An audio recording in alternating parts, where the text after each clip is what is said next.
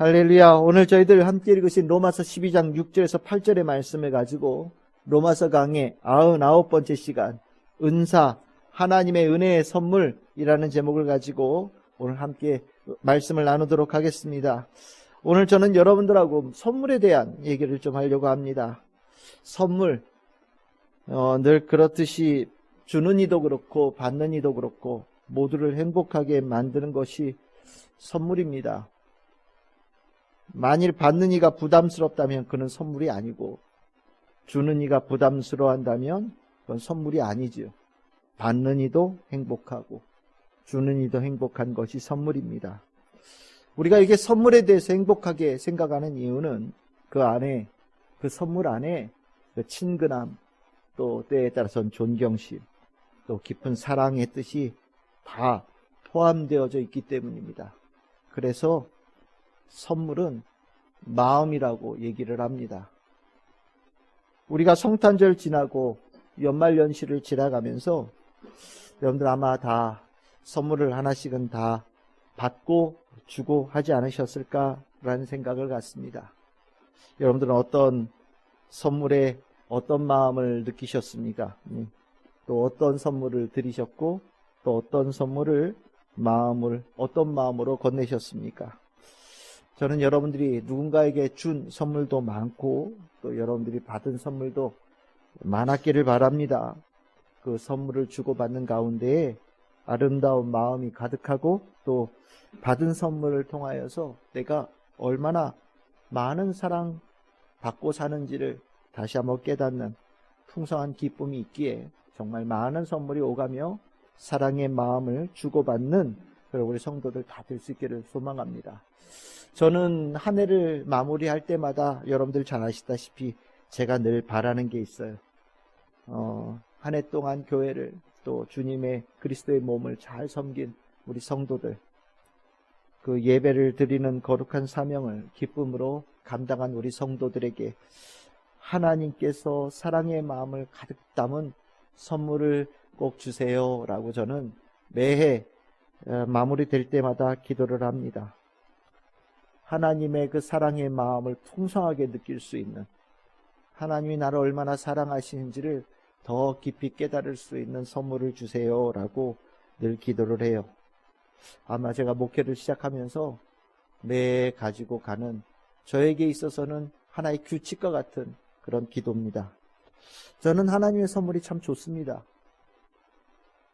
많은 선물 다 좋지만 하나님께서 주신 선물이 제일 좋아요. 하나님께서는 그 선물이 때로는 기적이 될 때도 있고 또 내가 간절히 바라던 응답이 되어질 때도 있고 또 내가 이제까지 잘 깨닫지 못했던, 미처 알지 못했던 진리, 풍성한 진리에 대한 깨달음이 되어질 때도 있습니다. 내가 무언가를 할 수 있는 능력으로 저에게 선물이 올 때도 있고 또 하나님의 뜻을 알아가고 새로운 계획을 알아가는 그런 능력이 되어질 때도 있습니다. 어찌되었던 하나님께서 주시는 선물은 늘 좋아요. 그리고 늘 기대가 되어집니다. 우리가 정말로 중요하게 생각하는 것은 하나님께서는 하나님의 자녀들에게 선물을 주시기를 기뻐하시는 분이라는 겁니다. 하나님은 늘 선물을 준비하고 계시고 하나님의 자녀들에게 선물 주시는 것을 기뻐하시며 그 선물 주는 그 시간과 그 자리를 기대하시는 분이십니다. 여러분들 그 선물을 준비할 때 어떤 마음으로 준비하는지 여러분들 잘 아시지요? 상대방은 그 선물 잘 모를 수 있겠지만 사랑의 마음을 담고 그 안에 이걸 받으면서 기뻐하고 행복해하는 모습을 생각하면서 적지 않은 시간을 투자하여서 우리도 선물을 준비합니다. 하나님도 또 같으셔요. 하나님의 자녀에게 주시는 선물, 하나님은 정말 깊은 사랑의 마음을 담아서 선물을 준비하시고 주님의 자녀들에게 주십니다. 그 선물이 우리를 얼마나 축복되어진 삶으로 변화시키고 성장시키고 성숙시키는지를 하나님께서 잘 알고 계시기 때문입니다. 오늘 저는 선물에 관한 말씀으로 여러분들과 말씀을 시작했는데 오늘 제가 여러분들하고 나누고자 하는 주제가 바로 하나님이 우리에게 주시는 선물에 관한 말씀입니다. 복음을 듣고 믿음으로 받아들이고 그리고 구원받은 이들을 그리스도의 몸된 교회로 부르시고 그리스도의 몸된 교회의 지체가 되게 하시는 그 축복. 그 축복이 이제 한 걸음 더 나아가서 하나님께서 주신 준비하신 선물을 받는 단계로 이어집니다. 그 선물은 우리 성도들로 하여금 삶에 거듭난 자의 변화, 그 하나님의 복음을 따라 살아가는 성도의 그 능력의 삶을 만드는 하나님께서 준비하신 귀한 선물이에요. 그 선물이 우리로 하여금 그리스도의 몸에 그 지체로서 살아가게 할 뿐만 아니라 세상에 휘둘리지 않고 하나님의 말씀을 따라서 살 수 있는 성도로 만들어 갑니다. 그래서 하나님께서 우리에게 준비하신 선물은 굉장히 귀합니다. 그 선물을 사도 바울은 이렇게 표현합니다. 은사다, 이렇게 표현해요. 은사는 곧 하나님께서 우리에게 주신 선물입니다. 그래서 이 선물, 우리는 이 선물이라는 것, 받는 거니까 우리가 축복을 받는 거에 대한 많은 관심이 있듯이 이 선물도 받는 거니까 우리가 늘 성도들은 많은 관심을 은사에 가지고 있습니다. 보통 이 은사라고 할 때 그냥 은사라고만 쓰지 않고 앞에 한 단어를 더 붙이죠. 성령의 은사다, 이렇게 표현하는데 이게 성령의 은사라는 이 부분이 우리가 참 간절히 원하고 또 좋아하긴 하지만 생각보다 올바르게 이해하고 또 이것을 제대로 접근해야 하나님께서 주시고자 하는 그 마음을 우리가 잘 알고 이 선물을 제대로 활용할 수 있는 성도가 되어질 수 있습니다.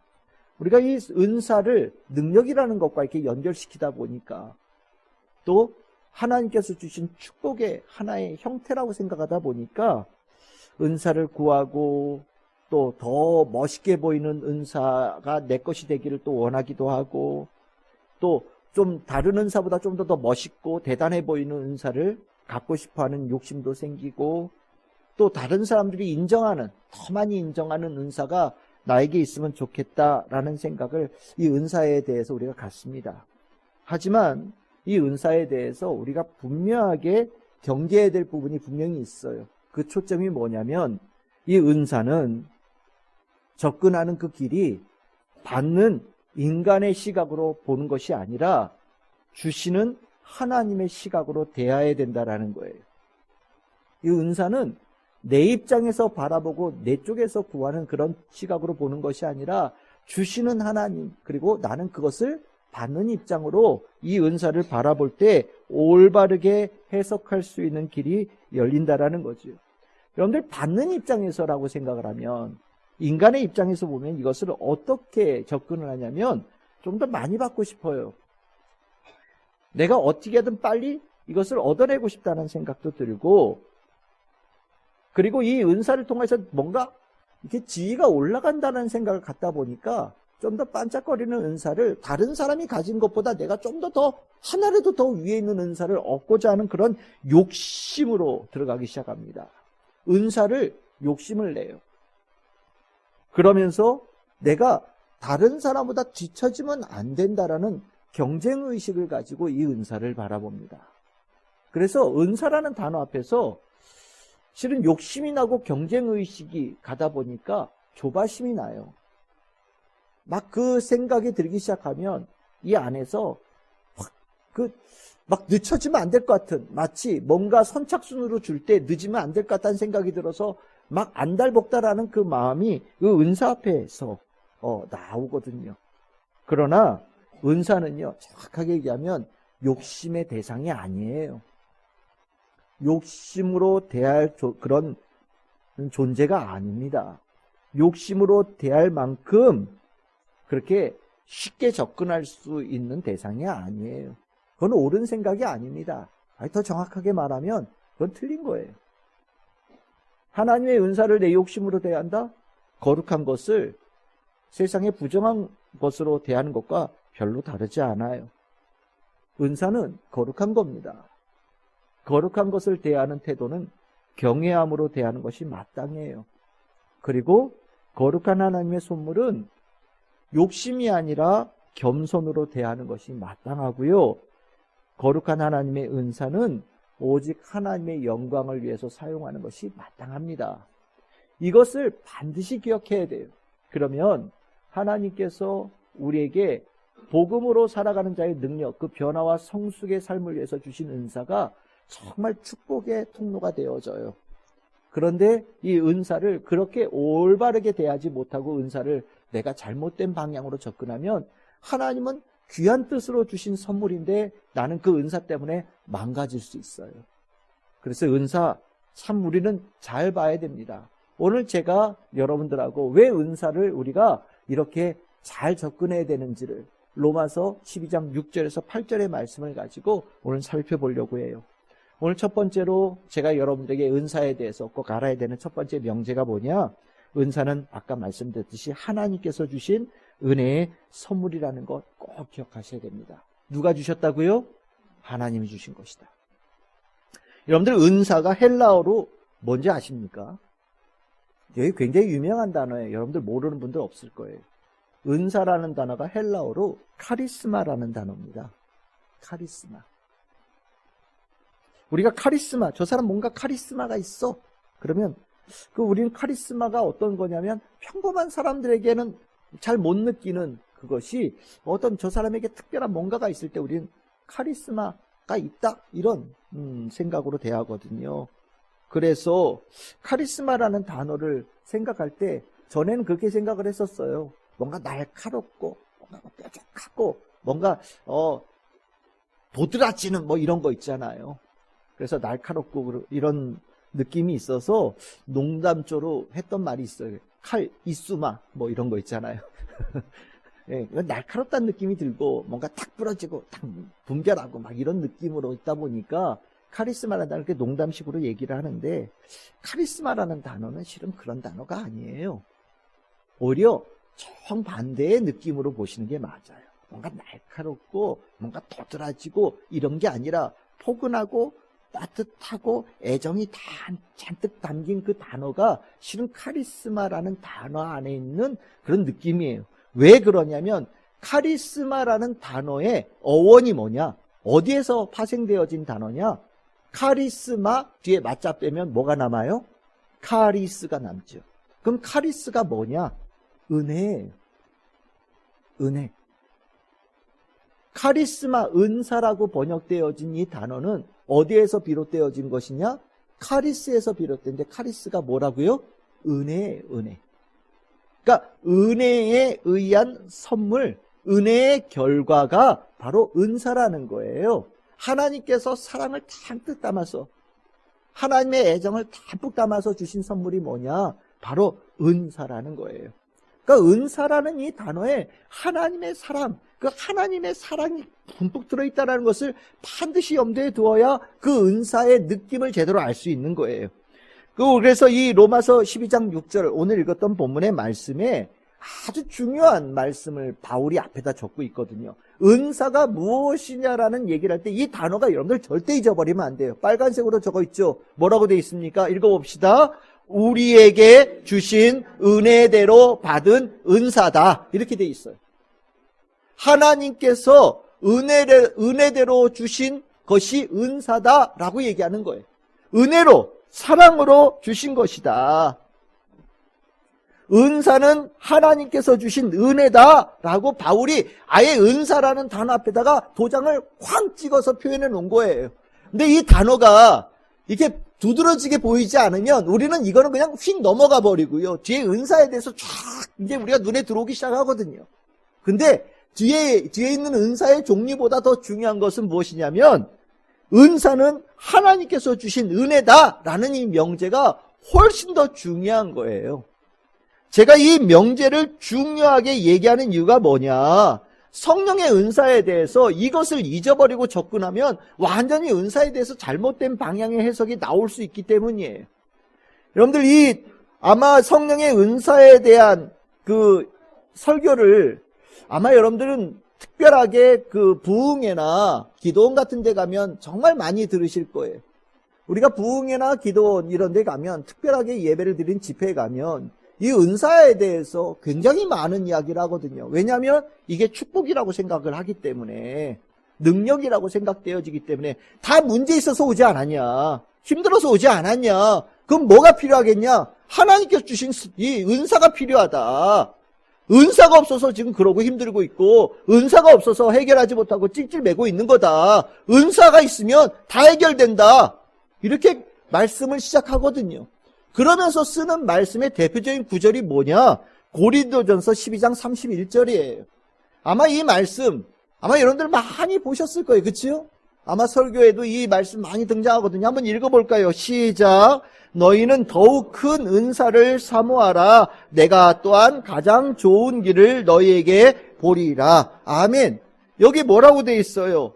더욱 큰 은사를 사모하라 라고 얘기를 한단 말이죠. 이 사모한다라는 단어가 뭐냐면 칭찬받을 정도로 아주 열정적으로 열심을 다하는 걸 얘기합니다. 그러니까 너희들 애써라. 뭐를 위해서? 더 큰 최상급, 여기 더 크다라고 하면 비교급이거든요. 아주 최고의 은사, 하나님께 너에게 주신 능력을 열심히 사모해라. 사모하지 않아서, 달라고 하나님께 요구하지 않아서 못 받는 거다. 그래서 이제 뭐 불의한 재판관 앞에 가서 막 간청했던 뭐 기도하는 여인에 관한 말씀을 이렇게 연결시켜서 이 말씀을 가르쳐요. 열심을 내면 지금 그 은사 없이 살아간 삶하고 완전히 달라진다. 하나님께 더 귀한 거 주시고, 더 좋은 거 주시고, 더 능력 있는 거 주시고, 라고 막 말씀을 해요. 그런데, 아까 말씀드렸잖아요. 은사요? 욕심으로 대할 수 있는 것이 아니에요. 은사에 대해서 사도 바울이 실은 편지에서 굉장히 여러 군데 썼거든요. 에베소서에 쓰고, 고린도전서에 쓰고, 여러 군데 썼는데, 실은 그 은사에 관한 말씀들이 여러 가지 나오는데, 그 은사에 관한 말씀 앞에 제일 앞에 1번의 명제로 반드시 기억해야 될 말씀이 뭐냐면 로마서 12장 6절의 말씀이에요. 아까 읽었던 은사는 하나님께서 주신 은혜다라는 것을 기억해야 됩니다. 여러분들 이것을 강탈하고 내가 뺏어오고 막 내가 어떻게 하면 하나님의 호주머니 있는 것을 내가 막 억지로 쫄라서라도 내 것으로 만들어야 되겠다라는 생각으로 접근한다면 그거는 하나님께서 우리에게 주신 은사에 대해서 잘못 알고 있는 거예요. 은사는요, 하나님의 계획과 뜻 안에서 주시는 거예요. 철저하게 하나님의 뜻 안에서 그 뜻에 맞는 사람에게 그 뜻에 맞는 시간과 장소에 주시는 거예요. 하나님의 주권 아래 있는 것이 은사라는 겁니다. 그러면 왜 은사를 사모하라고 얘기했느냐? 잘 이해해 보시면 은사 자체를 사모하라는 게 아니에요. 뭐를 사모합니까? 은사는 어디다 쓰여져요? 하나님의 일을 위해서 쓰여지는 거거든요. 은사는 하나님의 영광을 위해서 쓰여지는 거예요. 그러니까 더 큰 은사를 사모하라는 이 말씀은 성경 구절로 이렇게 읽으면 은사 자체를 사모하는 거라고 생각될지 모르지만 은사는요 하나님의 영광을 위한 일과 연결되어져 있기 때문에 더 큰 은사를 사모하라는 것은 무엇을 사모하라는 단어로 이해되냐면 내가 하나님의 더 귀하게 영광을 돌리는 그 일에 하나님께 쓰임받고 싶은 마음이 있습니다. 하나님 저에게 그러한 기회를 주시고 제가 그런 하나님께 기쁨이 되어지는 성도가 되어지기를 원합니다라는 그 마음으로 집중하라는 말씀으로 이해하는 것이 저는 훨씬 더 옳다라는 생각을 가져요. 그렇지 않겠습니까? 은사가 내가 돈벌이 하는 데 쓰라고 은사를 주신 목적이 아니고요. 내가 다른 사람보다 우위에 있으라고 주신 목적이 아니에요. 그 은사를 가지고 남들 앞에 자랑하라고 주는 게 하나님께서 우리에게 은사를 주신 목적이 아니거든요. 이걸 알아야 되는 거예요. 하나님 나 저거 가고 싶어요. 나 저거 찜해놨어요. 저거 내 거 하고 싶어요. 라고 얻을 수 있는 게 아니란 말이에요. 그러다 보니까 은사를 사모하라는 것도 마치 막 욕심을 내는 거라고 생각할지 모르겠는데 그렇지 않아요. 반드시 기억해야 돼요. 욕심을 내면서 은사를 접근하면요. 그거 잘못된 접근이고요. 그것도 죄가 되는 거예요. 하나님께 대하는 것은 겸손을 잊어버리면 다 망하는 거예요. 하나님 앞에 나아갈 때 겸손을 잃어버리면 그건 끝이에요. 그러니까 여러분들 욕심을 내지 않고 하나님께서 주신 그 은사를 겸손하게 나아갈 수 있는 성도가 되어지기를 꼭 기억하시길 바랍니다. 은사 앞에 뭐가 붙어요? 하나님이 주신. 반드시 기억해야 돼요. 은사는 하나님께서 주신 것이다. 은혜로 주신 것이다. 받을 자격이 없는 자에게 주신 것이 은사거든요.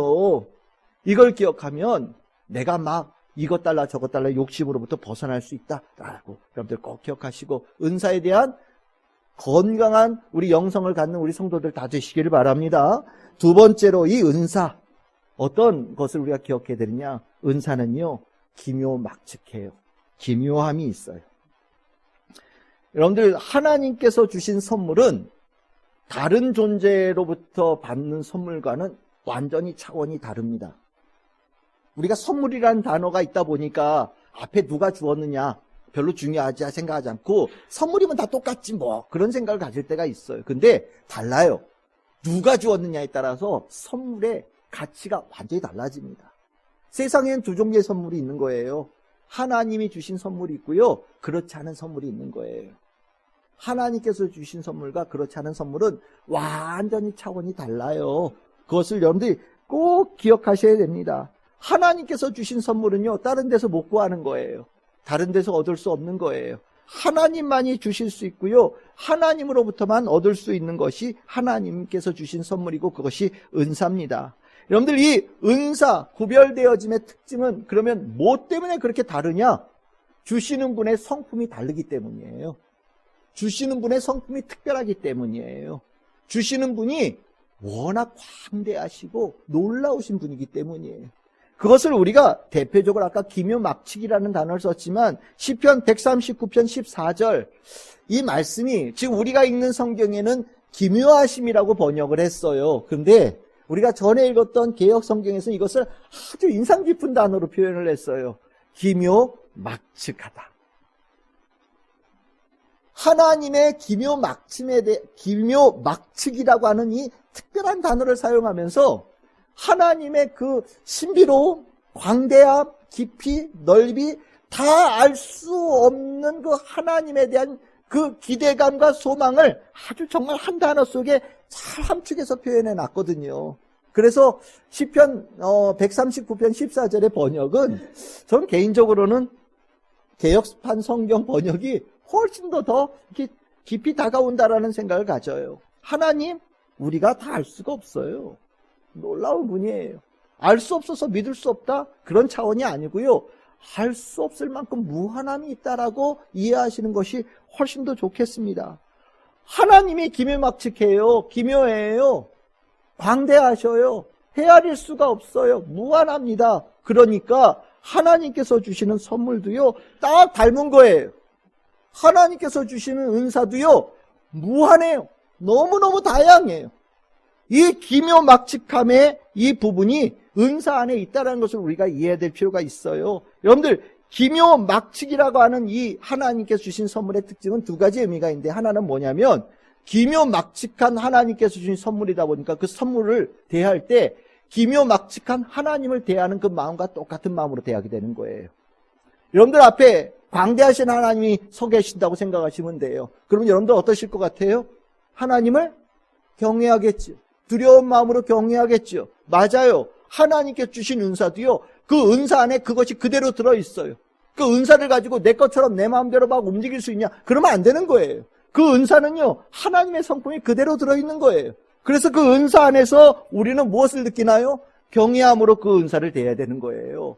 하나님께서 나에게 어떤 은사를 주셨어요. 선물을 주셨어요. 이것이 받은 내가 그 은사를 귀하게 여겨야 되는 거예요. 하나님께서 나에게 주신 선물이거든요. 이 안에 하나님의 뜻이 있고 성품이 들어있는 거거든요. 얼마나 귀해요. 그 마음으로 대하는 것이 이 은사에 대한 마땅한 자세라는 거예요. 이게 생각보다 잘 안 됩니다. 이걸 내 것이라고 생각하거든요. 내 마음대로 쓰는 거예요. 여기 가다가도 쓰고 저기 가다가도 쓰는 거예요.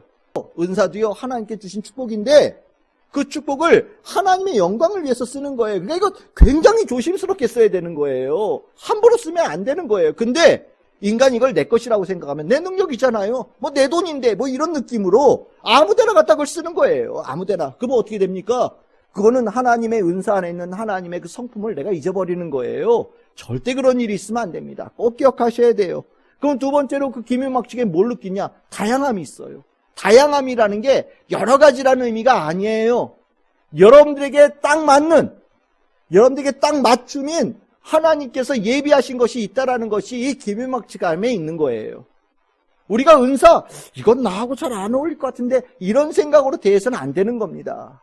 저는 이 은사를 어떤 느낌으로 봤냐면, 여러분들 그 마트에 가면 럭키박스라는 거 있거든요. 럭키박스. 이렇게 똑같이 생긴 박스를 이렇게 쫙 진열해 놔요. 그러면 다 균일가예요. 얼마인지 모르면 10,000원, 뭐 20,000원이라고 칩시다. 그러면 그 안에는 어떤 거에는 5,000원짜리도 들어있고, 어떤 거에는 뭐 20,000원짜리도 들어있고, 말로는 뭐 100만원짜리도 들어있다라고 얘기를 해요. 그래서 돈만 내면 랜덤으로 갑니다. 이 럭키박스인데, 여러분들이 이 럭키박스가 꼭 하나님께 주신, 우리에게 주신 그 은사하고 딱 닮았어요. 그 안에 정말 수만 가지가 있는 거예요. 근데 랜덤으로 주는 게 아니라 하나님께서 나에게 꼭 필요한 것을 주시는 거예요. 나를 너무나도 잘 아시는 하나님께서 나에게 딱 맞는 것을 주시는 거예요. 그러면 그 랜덤 박스, 럭키 박스 안에 우리는 뭘 느낄까요? 하나님께서 나를 얼마나 사랑하신지를 느끼는 거예요. 나한테 딱 맞아. 나에게 꼭 필요한 거야. 이게 처음에는 무슨 의미인지를 몰랐는데 이 은사를 가지고 살다 보니까 이 은사를 통해서 하나님께 나를 얼마나 사랑하신지를 내가 느껴. 그 은사 안에서 하나님을 깊이 체험하는 그런 역사가 일어나는 거죠. 하나님의 그 기묘막침함이 하나님께서 우리에게 주신 은사 안에 그대로 들어있어요. 그래서 우리는 그 은사 안에서 하나님의 그 사랑을 알고 하나님의 축복을 알고 하나님의 놀라우신 그 은혜를, 그 세계를 알아가는 거예요. 여러분들, 그러니까 은사 귀하게 돼야 되는 거예요. 뭐 욕심내서 받고 난 저거 갖고 싶어요 받고 저거 좋아 보이는데 이거 받는다라는 것은, 그거는 은사에 대해서 잘 모르는 분의 얘기예요. 그건 하나님을 우습게 여기는 거하고 똑같은 겁니다. 하나님은 기묘막측하세요. 그 기묘막측하신 하나님이 여러분들의 깊은 사랑을 담아서 여러분들에게 그 축복을 전해주신 게 은사예요. 우리는 그 은사 앞에서 하나님을 경외하는 마음으로 대하는 것이 마땅하다. 제가 여러분들에게 은사에 대해서 가르치는 두 번째 메시지입니다. 그럼 세 번째는 뭐냐? 은사는 아무에게나 주어진 게 아닙니다. 은사는요, 복음 듣고 믿음으로 고백하고 구원의 은혜를 입은 자, 거듭난 자에게 주시는 축복이에요. 은사는 아무에게나 주는 게 아니에요. 꼭 기억하셔야 돼요. 하나님은요, 모든 것을 모든 사람을 축복하시죠. 근데 은사는 아니에요. 은사는 거듭난 자의 삶, 구원받은 자에게 주시는 축복이에요. 그래서 이 은사를 받았다라고 하는 것은 내가 하나님께 인정받았다라는 것을 그런 도장과 똑같다라고 생각하시면 됩니다. 교회 바깥에서 은사를 얻을 수 있냐? 하나님의 은사 못 받아요. 교회 안에서 주어지는 거예요. 하나님께서 우리를 교회로 인도하셔서 교회의 그리스도의 몸된 교회 안에서 우리가 살아갈 수 있도록 주시는 축복이 바로 은사란 말이에요. 그러니까 은사를 받았다라고 하는 것에 대해서 우리는 기뻐해야 돼요. 그러면 교회 안에 구원받은 성도들에게는 은사를 안 받은 사람이 있냐? 없어요. 다 받았어요. 교회 바깥에서는 찾아볼 수도 없어요. 저기는 품절이에요. 있을 수도 없는 데인데 이상하게도 교회 안에는요, 은사가 차고 넘쳐요. 하나님께서 주신 선물이 마치 위에서 폭격하듯이 막 쏟아지는 곳이 바로 교회 안에예요. 하나님께서는 이 교회에, 그리스도의 몸된 교회가 하나님의 영광을 더 풍성하게 드러나고 건강하게 성장하고 성숙되어지기를 원하시거든요. 그것을 원하시면서 우리에게 주시는 것이 은사예요. 왜 차고 넘치는 은사가 있는 거예요. 한두 가지가 아니에요. 오늘 읽었던 본문 로마서 12장 6절 8절 뭐 여러 가지 말씀을 하시죠. 은사가 각각인데 뭐 예언도 있고 섬기는 일, 뭐 가르치는 자 쭉 나오잖아요. 그럼 이것뿐이냐? 아니에요. 에베소서에도 나오고 고린도전서에도 나오거든요. 그러니까 이게 뭐 17가지다 뭐 몇 가지다 막 적어요. 성경에 뭐 은사들 막 있으니까. 성령의 열매는 딱 정해져 있는데 은사는 성경 구절 나오는 데마다 좀 달라요. 무슨 의미일까요? 무한하다라는 거 아까 말씀드렸듯이요. 정해지지 않았어요. 굉장히 다양한 거예요. 이 당시에는 컴퓨터 없었잖아요. 근데 요즘에는 컴퓨터 있죠. 그 은사 중에 추가돼야 될 은사가 있는 거예요. 컴퓨터를 통해서 온라인으로 예수 그리스도의 복음을 전하는 은사. 뭐 그런 거 있을 수 있죠. 예? 여기는 안 나오지만 교회에 뭐 디자인하고 뭐 인테리어 하는 거 통해서 이 교회를 아름답게 하고 가는 것도 있을 수 있잖아요. 그것도 은사예요. 여기는 안 나오지만 악기를 다루는 것도 은사죠. 찬양하는 것도 은사란 말이에요. 교회에 관한 하나님의 영광을 위해서 하는 모든 것들은 다 은사란 말이에요. 그러니까 이 성경 안에 이 나오는 은사 말고도 굉장히 많은 은사가 있다는 것을 꼭 기억하셔야 돼요. 교회 안에는 은사가 너무너무 풍성한 것이 바로 교회라는 거예요. 이 은사를 통해서 하나님은 우리 성도들이 반짝반짝 빛나기를 원하셔요. 세상에서 구원받는 자라는 표식이 반짝반짝 빛나게 하기 위해서 하나님께서 은사를 주시는 거예요. 그리고 이 교회가 하나님께서 지키시고 구원의 공동체로 세운 곳이라는 것을 세상에 빛으로 나타내기를 원하셔요. 그래서 이 은사가 교회 안에 차고 넘치는 거예요.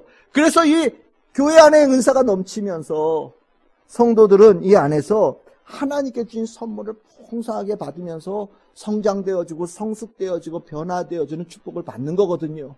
그러니까 이 은사, 내가 이 은사를 받은 것도 그렇고요. 은사를 사용할 때마다 하나님께서 나를 얼마나 사랑하시는지, 나를 얼마나 귀하게 여기시는지를 성도들이 계속해서 느껴가면서 사는 거예요. 이 은사가 우리들 안에 하나님께서 원하신 일들이 얼마나 귀한 일인지를 체험하게 되어지는 중요한 통로가 되어져요. 그래서 이 은사가 교회에 하나님의 영광으로 이어집니다. 은사는 영광이에요. 하나님께 받은 은사는 하나님께 영광이 되어지고 하나님께 영광을 돌리는 영광스러운 성도로 세워지는 굉장히 중요한 징표가 되는 거예요. 그래서 성경에 신명기 26장 19절 우리 같이 한번 읽어볼까요? 시작. 그런즉 여호와께서 너를 지으신 모든 민족 위에 뛰어나게 하사 찬송과 명예와 영광을 삼으시고 그가 말씀하신 대로 너를 내 하나님 여호와의 성민이 되게 하리라. 아멘. 하나님께서 은사를 아무에게 주신 것이 아니다. 하나님 백성에게 주신 거다. 선택하신 자, 거룩하게 하신 자에게 주신 것이 이 은사다라고 얘기하는 거예요. 여러분들 이사야서 43장 7절에도 이렇게 얘기합니다. 내 이름으로 불려지는 모든 자, 곧 내 영광을 위하여 창조한 자를 오게 하라. 내가 그를 지었고 그를 내가 만들었노라 라고 말씀하시는데 여기 영광이라는 단어가 나오지요. 이 영광이라는 단어가 우리가 오늘 말씀을 한다면 은사받은 자들이에요. 교회 안에 구원받은 성도들이 바로 이 영광받은 자들이거든요. 그래서 이 은사 행하는 자리 얼마나 기뻐하시겠어요. 하나님께 주신 선물을 잘 사용한단 말이죠. 멋지게 사용한단 말이죠. 하나님의 영광을 위해 사용한단 말이죠. 그러니까 은사 진행되는 곳마다 반짝반짝 빛나는 하나님께서 기뻐하시는 역사가 일어나고요. 하나님께서는 아주 기뻐하시는 은혜가 일어나요. 그것이 이사야서 60장 1절에 나옵니다. 일어나라 빛을 발하라 이는 내 빛이 이르렀고 여호와의 영광이 내 위에 임하였음이니라. 19절 오직 여호와가 내게 영원한 빛이 되며 내 하나님이 내 영광이 되리니. 아멘. 우리가 은사를 하나님께 주신 은사를 주의 영광을 위해서 사용할 때 하나님께서 우리와 함께 하시면서 하나님의 영광이 반짝반짝 빛나는 역사가 일어나는 거예요. 그러니까 은사는요 나를 비추는 게 아니에요. 하나님의 영광을 위해서 쓰여지는데 이 은사를 사용되어질 때 그 빛이 하나님의 눈에는 가장 밝은 빛으로 보인다라는 거예요. 우리가 이 은사를 잘 사용해야 되는 거죠. 욕심으로 대하고 뭐 내 소유물로 삼고 이런 식으로 접근해서는 절대 안 되는 것이 은사다라는 것을 반드시 기억하셔야 됩니다. 이 은사에 대해서 얘기를 할 때 잘못 사용하는 말씀을 우리가 얘기할 때 흔히 하는 말씀의 비유가 달란트 비유예요. 달란트 비유. 5달란트, 2달란트, 1달란트. 실은 여기에서 5달란트, 2달란트는 주인공이 아니에요. 그 맡은 자는. 주인공은 1달란트 맡은 사람이죠. 1달란트. 마태복음 25장 24절 30절. 1달란트 맡은 사람, 참 이 1달란트 맡은 사람은요, 이 달란트가 은사라고 생각하시면 됩니다. 은사 사용하질 않았어요. 은사는 받았는데 은사가 얼마나 귀한 건지를 모른 거죠. 은사를 하찮게 여긴 거예요. 그러다 보니까 제대로 사용하지를 않았어요. 그래 그 은사를 왜 사용하느냐, 이 사람이 뭐가 문제냐라고 얘기할 때 거기에 뭐라고 하냐, 이제 이 사람에게 하신 말씀이죠. 게을러서라고 얘기를 합니다. 게으르다는 게 뭐냐, 책임감이 없는 거예요. 내가 맡은 일에 대해서 이 일을 하나님께 주신 은사를 맡았으니 이 일을 내가 하나님의 영광을 해야 돼, 이런 생각조차가 없는 거예요. 이런 사람들의 주특기가 뭐냐, 아무것도 안 하는 거예요. 가만히 있는 겁니다. 가만히. 너 가만히 있어? 그럼 좀 이따 움직이는 척 하죠. 근데 좀 지나면 또 가만히 있는 거예요. 은사 받고서 가만히 있으면 그건 의미가 없어요. 그 은사가 얼마나 중요한 건지 모르는 사람이죠. 여기 악하다라고 표현합니다. 이 악하다라는 게 뭐냐면 무익함을 넘어서서 해를 끼치는 사람이라는 걸 얘기하는 거예요. 여러분들 교회 안에 은사 받아서 하나님이라게 또 막 일어서잖아요. 근데 이런 사람이 있으면 어떻게 되냐면 일어나려고 할 때 앉아. 왜 정신사납게 자꾸 움직여. 하나님의 일을 위해서 하려고 은사를 가지고 주님의 영광을 위해서 일하려고 하면 주저앉히고 끌어안치고 멈추게 하고 하지 못하게 하는, 힘내려는 사람, 힘 빼게 하는 사람, 주특기가 약한 사람이거든요. 그러니까 5달란트, 2달란트 사람은요, 이 사람의 방해를 뚫어내고 하나님의 영광을 위해서 한 사람이에요. 그러니까 하나님께서 축복하시는 거죠. 이 1달란트 입은 사람, 주특기가 뭐냐? 자기가 게으르고 악하면서 핑계를 그 하나님께 돌려요. 여기 하나님께 대해서 표현한 게 뭡니까? 하나님이 굳은 사람이다라고 얘기해요. 굳었다는 게 뭐냐면 거칠다라는 거예요. 무서운 분이라는 거죠. 그러니까 내가 괜히 뭐 좀 했다가 혼날까봐 그냥 아무것도 안 하고 그냥 가만히 있었어요. 뭐 이런 얘기를 하는 거예요. 자기가 게으르고 자기가 악하면서 하나님 탓으로 돌리는 거죠. 중요한 거는 결과예요. 1달란트 받은 사람 바깥 어두운 데로 쫓겨난다라고 얘기를 합니다. 바깥 어두운 데로 쫓겨난다는 말씀이 30절에 나오죠. 바깥 어두운 데가 어딜까요? 교회 바깥인 거예요. 거룩한 그리스도의 몸된 교회 바깥으로 나가는 거예요. 왜?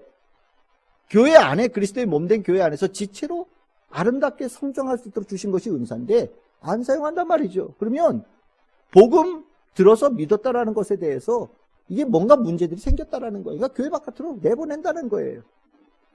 이 말씀이 실은 다른 말씀으로 들린 것이 아니라 내가 하나님께 받은 은사, 이 은사의 그 축복이 얼마나 귀한 것인지를 깨달아야 된다는 말씀을 하는 거예요. 나는 1달란트밖에 안 받아서 나 일 안 해. 이런 식으로 가면 안 된다는 거죠. 은사는 다 귀한 거예요. 우린 5, 2, 1. 이 5, 2, 1 이 숫자에 매달린데 중요한 것은 5, 2, 1가 아니라 뒤에 달란트예요. 달란트가 중요한 거예요. 그 은사가 중요한 거예요. 5달란트 받은 사람도 아무것도 안 했으면 똑같은 말씀을 하시는 거거든요. 은사에 대한 이 부분은 우리가 마음가짐을 잘해야 된다는 걸 얘기하는 겁니다. 잘못 갈고 있으면 욕심내서 내가 뺐고 그 욕심내서 뺏은 것을 가지고 내 마음대로 쓰는 자가 되어지고 은사 때문에 오히려 하나님 앞에 겸손한 자가 아니라 하나님 앞에 교만한 자가 될 수 있다는 것을 말씀하고 있는 거예요. 은사가 그렇게 위험한 겁니다. 그래서 잘해야 되는 거예요. 우리가 설교 중에 하나님의 은사, 성령의 은사 참 많이 말씀하고 그걸 성도들에게 가르치지만 정말 중요한 것은 주시는 분은 은사니까 내가 그 하나님께서 주실 만한 자가 되어져 있는지가 중요한 거고요. 그 은사를 받아서 내가 은사로 하나님께 영광을 돌리는 그 분명한 영성과 건강한 영성을 가지고 하나님과 관계를 맺고 있느냐가 훨씬 더 중요한 겁니다.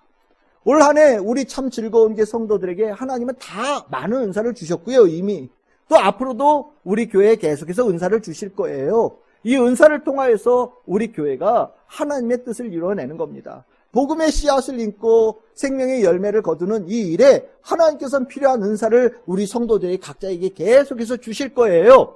그 은사는 우리를 축복하시고 우리를 사랑하시고 하나님의 영광을 위해서 주신 거예요. 하나님께서 주신 은사를 받았을 때 정말 감사하며 그 은사를 통해서 하나님을 느끼고 하나님의 사랑을 느끼고 정말 하나님께서 원하시는 일을 잘 수행하면서 하나님께서 예배하시고 계획하신 모든 축복을 우리 성도들이 다 누려야 되겠습니다. 2024년 우리 참 즐거운 교회 안에 은사가 풍성하고 이 은사를 통해서 우리 성도들 더 많이 하나님 알고 많은 결실이 맺혀져서 하나님의 영광으로 올려드리는 우리 참 즐거운 교회 될 수 있기를 주님의 이름으로 축복합니다.